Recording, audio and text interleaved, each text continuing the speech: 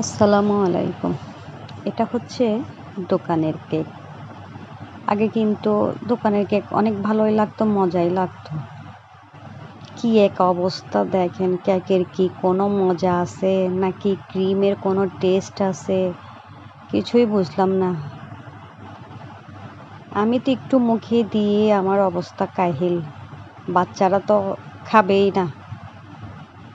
চিন্তা করলাম home cake আর বাইরের কেকের মধ্যে অনেক অনেক পার্থক্য। তারপরও কেন জানি হোমমেড কেক নিতে কাস্টমাররা অনেক দর কষাকষি করে। খেলেই বুঝতে পারে যে হোমমেড কেকের টেস্ট কেমন আর বাইরের কেকের টেস্ট কেমন। যারা বুঝে তারা আসলে হোমমেড কেককে অনেক বেশি গুরুত্ব দেয়, আর যারা বুঝে না তারা তো দর কষাকষি করবেই। এটাই হচ্ছে নিয়ম।